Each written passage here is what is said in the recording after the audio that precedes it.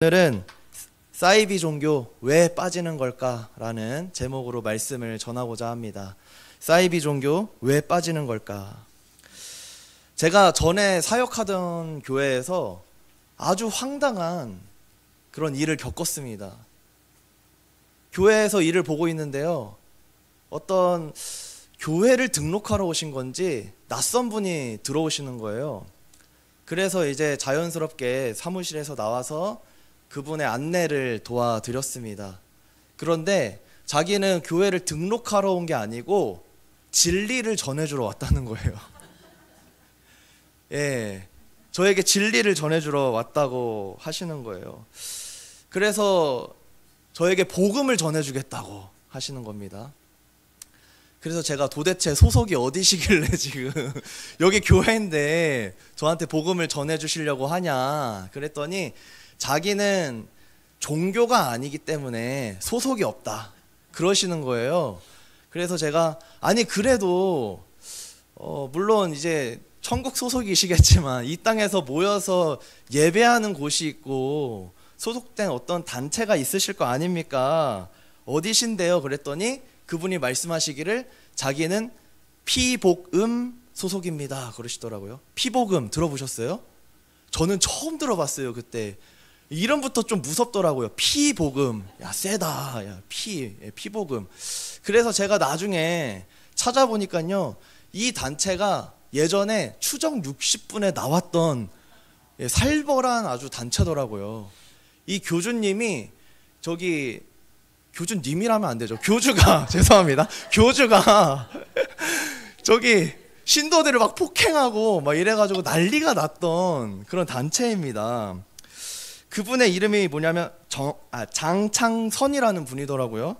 근데 그분이 자기가 하나님이라고 주장을 하시는데 왜 하나님이냐면 자기가 천국에 한번 갔다 왔는데 천국에서 하나님하고 가위바위보를 했대요.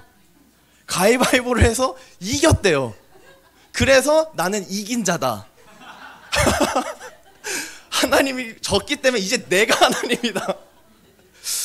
아니 뭐 다른 것도 아니고 하나님이 왜 가위바위보를 하세요? 그 설명부터가 너무 황당한데 그걸 믿더라고요. 그러면서 자기는 이긴 자 하나님이다 이렇게 말하는 사이비였습니다. 그런데 이 분이 여기에 완전히 빠져가지고 이 복음을, 이 진리를 잘 모르는 것 같은데 목사님들 진리를 좀 전해주겠다 하고 저한테 오신 거예요.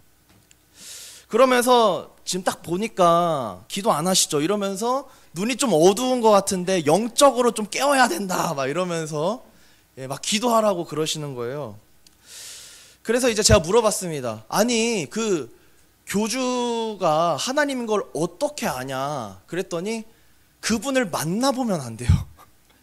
그분을 만나보면 안 돼요. 아니 그분이 그래도 어떻게 하나님인 거를 알 수 있냐고, 객관적인 어떤 증거가 있냐 그랬더니 기도하면 알게 된대요. 기도하면.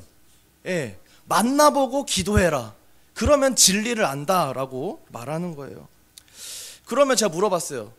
그분을 믿으면 천국 가는 게 확실합니까? 그랬더니 그렇다는 거예요. 그러면서 이분을 만나지 못한 사람은 다 지옥 간다는 겁니다. 만나야 천국 간대요. 일단 만나보래요. 그래가지고 제가 물어봤어요. 아니 그러면 이분을 안 만난 분은 다 지옥 가는 거예요? 그랬더니 맞다고. 이 아버지를 배워야 된다고 그러는 겁니다. 그러면 이제 제가 궁금한 게 있어요. 1000년 전, 2000년 전 사람들은 이 아버지라는 분을 못 봤잖아요. 그럼 다 지옥 가는 거예요? 그랬더니 맞습니다. 다 지옥 갑니다. 그래서 이제 제가 낚시를 해야겠다 생각했어요. 이분의 논리를 흔들어 줘야겠다. 그래가지고 제가 물어봤습니다. 그러면 예수님의 사도들이 있는데 그 사도들의 제자들을 속사도라고 하는데 이 속사도들은 천국 갔나요? 지옥 갔나요? 물어봤더니 그분들도 어김없이 지옥 간대요. 왜요? 못 만났기 때문에, 얼굴을 못 봤기 때문에. 예, 지옥 간다는 겁니다. 그래서 이제 제가 이야기했습니다. 그러면 성경에 나오는 엘리야는 천국 갔습니까? 지옥 갔습니까? 한 번 더 논리를 비약적으로 상승했더니 지옥 간대요. 왜요? 왜 지옥 갑니까? 그분을 못 만났기 때문입니다. 이러시는 거예요. 그래서 이제 제가 낚시를 했습니다. 그러면 마태복음 17장에 예수님께서 변화산에 올라가셔서 그 베드로와 안드레, 요한 데리고 가서 기도를 하는데, 그때 엘리야와 모세와 예수님 이렇게 세 명이 있어가지고, 모세가 하나는 주님을 위해, 하나는 모세를 위해, 하나는 엘리야를 위해 초막을 제가 짓고 싶습니다 라고 했는데, 거기에 나온 엘리야는 뭐냐고, 지옥에서 올라온 거예요? 물어봤더니 갑자기 그분이 말이 없어요. 예수님하고 같이 있었는데 그럼 지옥에 있다 온 사람이 왜 있어요 거기? 안 되잖아요. 예수님이 같이 있으면 안 되잖아요. 이러는 겁니다. 그래서 제가 공격을 했어요. 이제 저한테 기도 좀 하라 했잖아요. 전 공격했습니다. 성경 좀 읽으세요. 그런데 이러는 겁니다. 제가 아니 성경도 똑바로 모르면서 지금 저한테 진리를 전해준다고, 복음을 전해준다고 말이 됩니까? 이랬더니 그분이 갑자기 이 사탄아 떠나가라 이러시는 거예요. 이 더러운 귀신아 떠나가라. 제가 무방비로 당해서 깜짝 놀랐어요. 했습니다. 제가 순간적으로 무서웠어요. 아, 이분이 귀신 들렸구나, 정신이 나갔구나. 그래서 제가 이게 영적인 관점으로 바라봐야겠다 생각을 했어요. 질 수 없잖아요 귀신한테. 저도 똑같이 해줬습니다. 이 더러운 귀신아 떠나가라 떠나가라 했더니 이분이 처음 들어봤는데 이러시는 거예요. 그래서 제가 그때부터는 이제 영적 전쟁이 시작되었기 때문에 이제 교회에서 나가세요 했어요. 그랬더니 안 나가, 나가세요, 안 나가, 나가세요, 안 나가. 엘리베이터를 태워드렸어요. 안 타, 안 타. 그러시는 거예요. 그래서 그분을 잘 엘리베이터 태워가지고 보내드렸습니다. 제가 이 일을 겪고 처음에는요 너무 황당하고 어이가 없고 화가 났는데요, 나중에는 이런 생각이 들더라고요.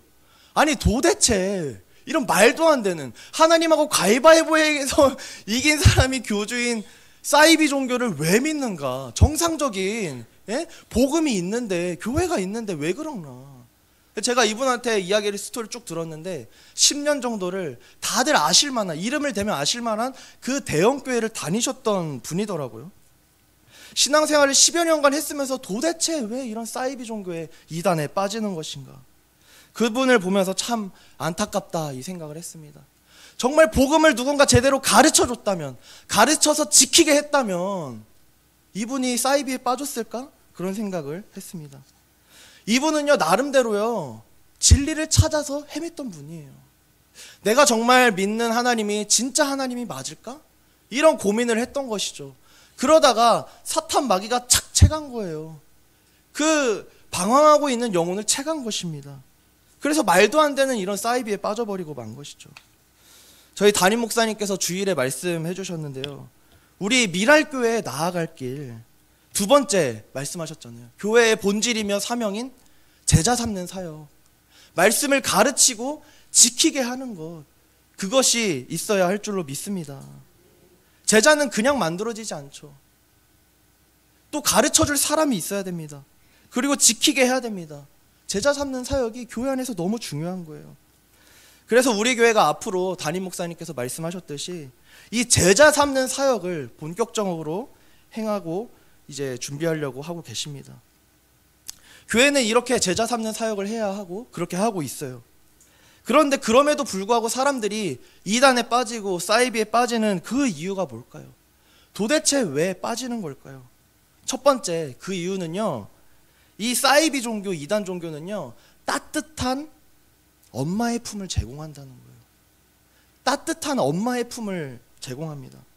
나는 신천지에서 20대 5년을 보냈다라는 책을 쓴 분이 계시는데요, 이분이 말하기를요, 자기가 이 신천지에 빠졌을 때 어떻게 빠졌냐, 그 당시에 미래에 대한 굉장한 불안감이 있어가지고 고민하던 중이었대요.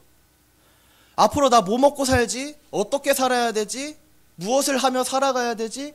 그런 고민을 하고 있을 때, 두려움 중에 있고 떨림 중에 있고 고민 중에 있을 때 사이비가, 이단이 접근을 했다는 것입니다.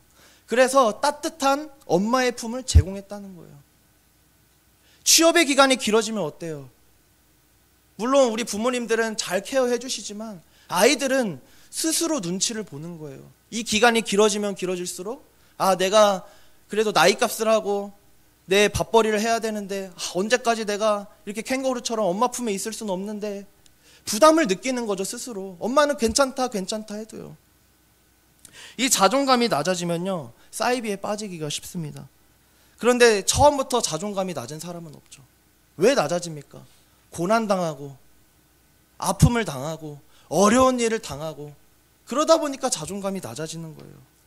이때 엄마의 품을 제공해서 심리적 안정감을 제공해서 사이비에 빠지도록 한다는 것입니다. 그래서 신천지가 뭔지 아는 사람들도 넘어가는 거예요. 생각보다 괜찮은데? 야, 이렇게 착한 사람이 다니는 곳이라면 나도 어느 정도 의지할 수 있겠다. 그렇게 한 발자국 딛게 되고 그러다 완전히 빠지게 되는 것이죠. 우리 자녀들이 가장 심리적으로 취약할 때가 언제인가요? 사춘기 때 같아요. 사춘기. 그렇죠? 이 사춘기 때도요, 아이들이 방황을 많이 합니다. 부모님 말씀 많이 안 듣죠. 또 언제 취약한 거예요? 대학 입시를 앞두고 있는 그 시기. 그 시기에 굉장히 힘들어합니다. 또 세 번째 언제죠? 취업을 준비하는 시기. 그때도 아이들이 방황을 많이 해요. 나는 무엇을 해야 되는가 고민을 많이 합니다. 이때 신천지라든지 사이비, 이단 종교 많이 빠진다고 합니다. 그래서 여기 계신 우리 어머님들, 자녀들 체크 잘 하시고요. 이런 인생에 아이들이 굴곡이 있고 고민이 있을 때마다 잘 배려해 주시고 격려해 주시고 위로해 주시고 혹시 이상한 데 빠지지는 않았는지 잘 점검해 주셔야 합니다. 두 번째, 이 사이비 이단에 왜 빠지는가? 그건요, 이 사람들은 인지 부조화에 빠지게 한다는 거예요. 인지 부조화. 인지 부조화에 빠지게 만든대요. 보통 이 사이비 종교를 믿는 사람들을 보면 어때요? 야, 어떻게 저런 걸 믿냐? 가위바위보? 야, 어떻게 저런 걸 믿지? 그런 생각을 합니다. 저도 그렇게 생각했어요. 그런데 똑똑한 사람일수록 그런 거에 잘 빠진다는 거예요. 예전에 1970년대에 미국에서 인민사원이라고 하는 사이비 종교가 있었습니다. 이 사이비 종교는 사회적으로 굉장히 악 영향을 끼치는 단체였어요. 그래서 이제 미국 정치권에서 여기를 이제 정리하려고 했습니다. 그러자 이 교주가 더 이상 이 탄압을 견디지 못하고 자기 신도들을 데리고 정글로 들어갑니다. 정글로 들어가서 1000명의 사람들을 데리고 들어갔는데 거기서 사원을 지어놓고 여기서 당신들 나가면 독사에 물려서 죽습니다. 그렇게 가스라이팅을 한 거예요. 아무도 못 나가게 했습니다. 그것 때문에 두려워서 사람들이 그 정글 밖으로 나가지를 못하는 거예요. 그러다가 엄청나게 얻어맞고 죽을 뻔한 어떤 한 사람이 이렇게 죽을 바에는 그냥 독사에 물려 죽자 하고 나갔는데 산 거예요. 그래가지고 이제 신고를 했습니다. 그래가지고 미국 하원의원 1명이랑 또 이제 소수 경비 인력과 방송국 기자 3명이 거기 들어갔대요. 들어갔는데 어떻게 됐냐면 이 하원의원 죽었고요. 또 기자들도 3명 다 죽었고 또 신도 1명 또 살해됐고 그래가지고 난리가 났습니다. 이제 사람을 죽였잖아요. 이 교주가 선택할 거는 죽음밖에 없었습니다. 그래서 사람들한테 이야기했어요. 이 사건을 은폐하려고 당신들 다 죽어라, 다 자살해라 이런 겁니다. 근데 우리가 맨정신 있으면 당신 죽으세요 이러면 죽을 사람이 어디 있어요. 근데 이 1000여 명 중에 사람들 중에 900명이 청산가리가 탄 음료를 마셔서 스스로 생을 마감한 것입니다. 그런데요, 그 900명 중에 270명이 어린아이였대요. 이 끔찍한 일이 미국 사회에서 일어난 것입니다. 아니 어떻게 그럴 수가 있을까요? 도대체 왜 이 사람들이 그 말도 안 되는 명령을 따랐을까요? 그런데 이 사건이 있은 다음에 그 사람들의 그 직업과 출신 이런 것을 다 밝혀보니까요, 그 중에 어떤 사람들이 있었냐, 판사, 의사, 교수 같은 전문직도 있고 사업가, 정치인 같은 사람들도 있다는 거예요.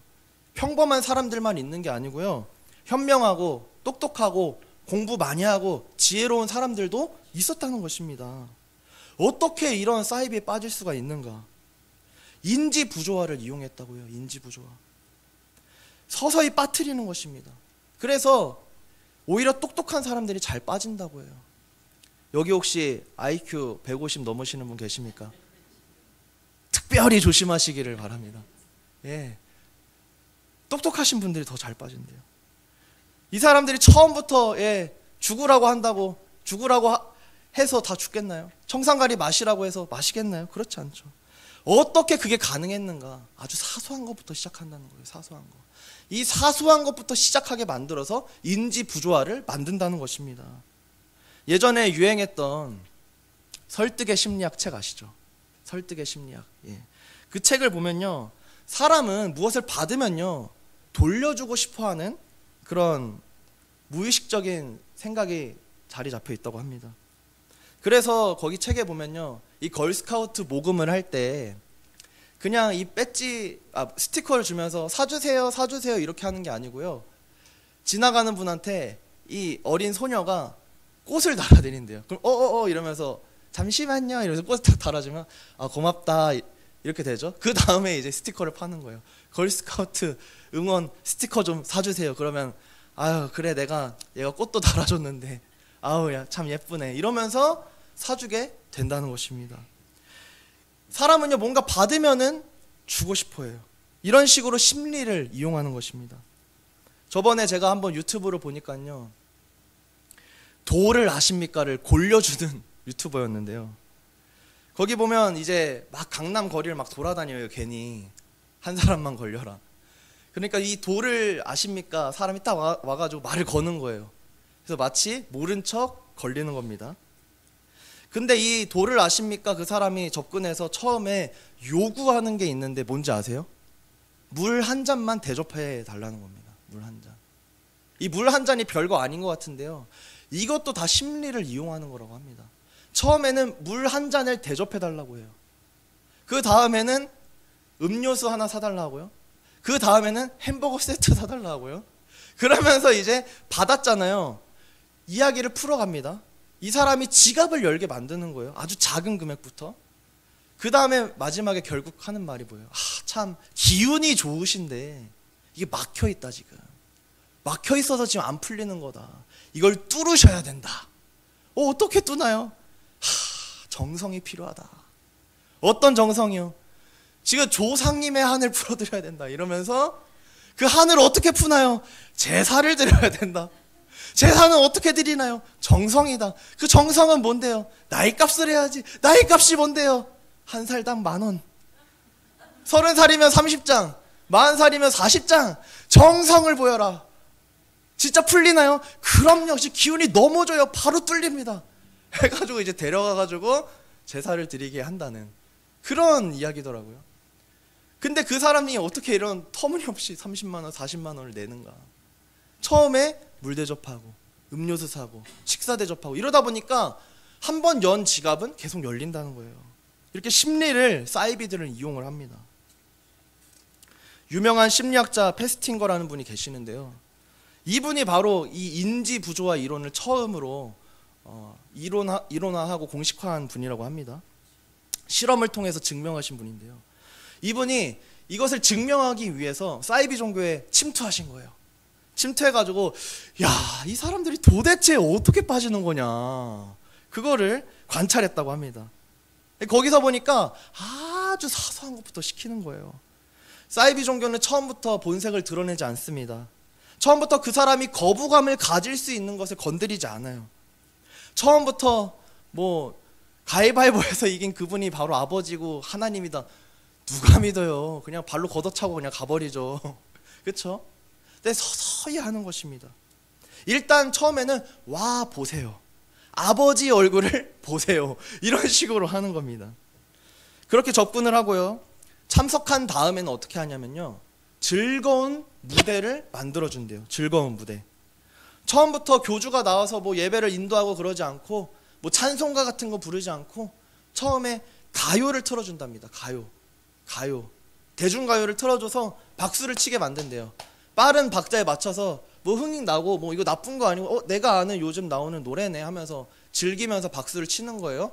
그러다가 이 노래가 서서히 교주님 찬양으로 이제 바뀌는 거예요. 근데 방금까지 박수 치다가 신나게 치다가 안 치기 뭐 하잖아요. 이 가사도 이제 좀 애매하게 넣는 거죠, 가사를 또. 그래서 나도 모르게 박수를 막 치는 거예요.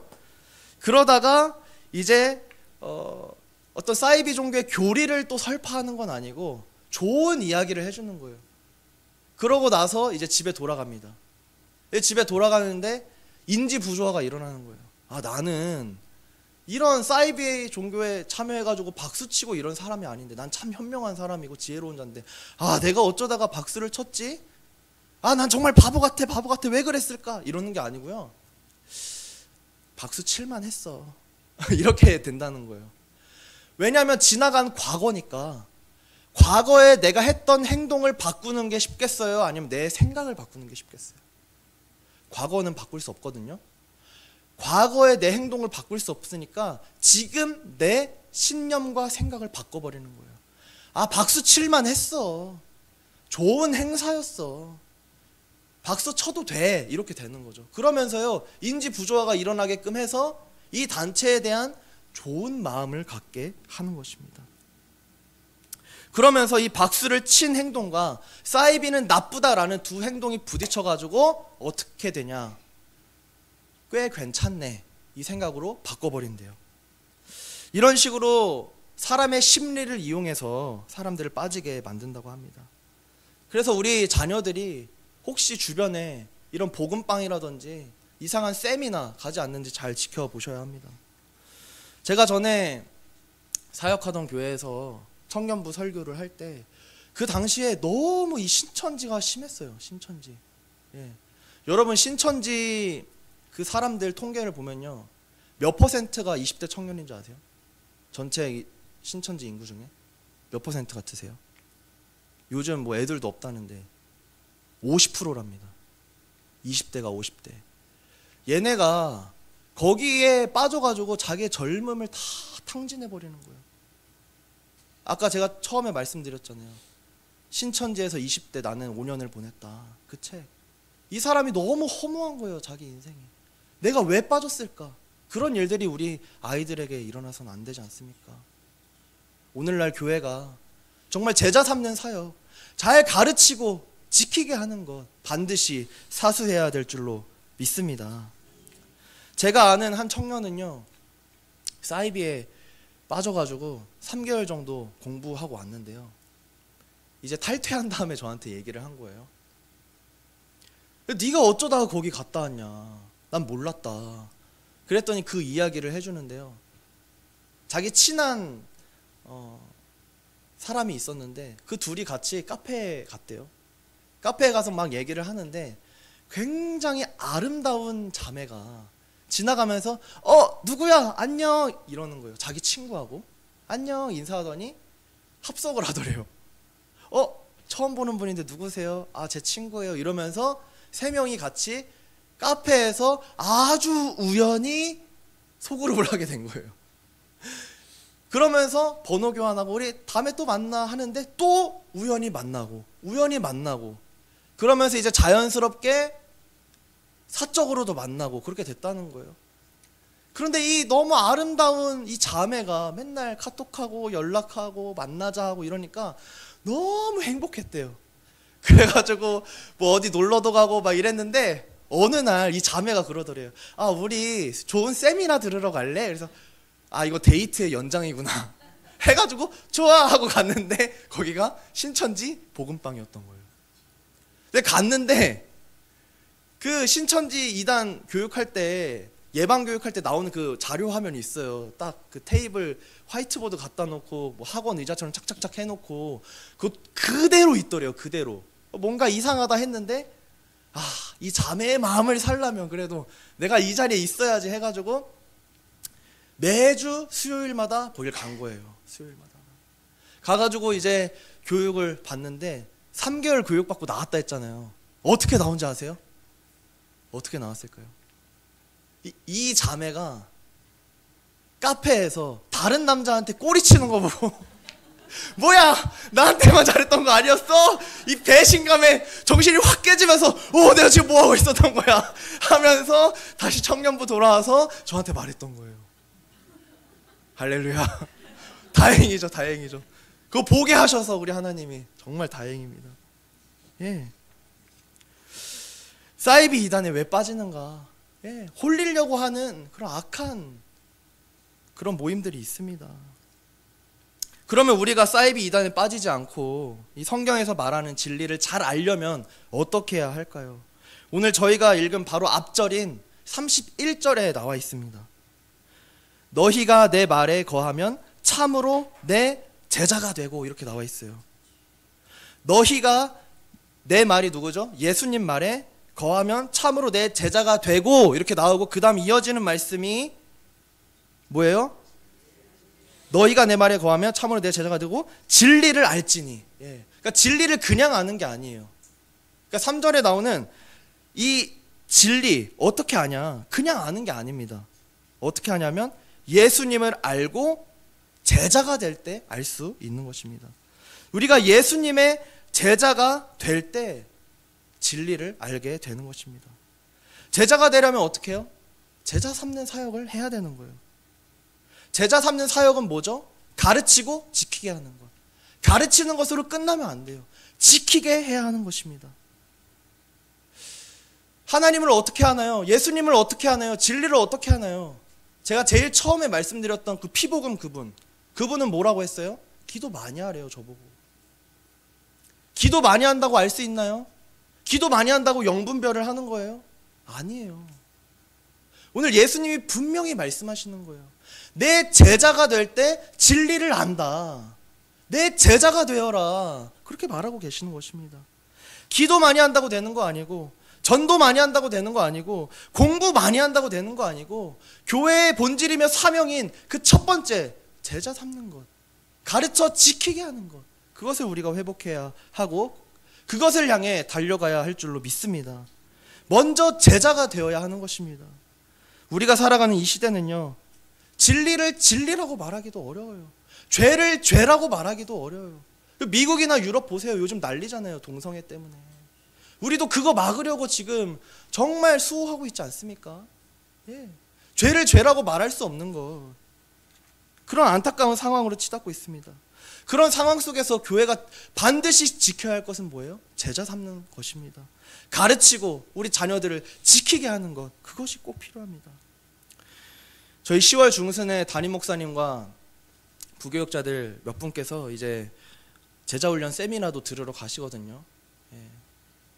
그 사역을 위해서 기도해 주시기 바랍니다. 교회의 본질이며 교회의 사명인 이 제자 삼는 사역을 가로막는 이 악한 세력이 사라지게 하여 주시옵시고, 정말 잘 가르칠 수 있도록 하나님 쓰임받게 하여 주시옵시고, 또 가르침을 받은 자들이 믿음으로 그걸 지키며 살아가는 것들이 우리 교회 안에 일어날 수 있도록 함께 기도해 주셨으면 좋겠습니다. 그렇게 함으로써 우리 교회가 이 시대적 사명을 감당하는 제자 삼는 사역 감당할 수 있도록 기도해 주시기를 부탁드리겠습니다. 기도하겠습니다.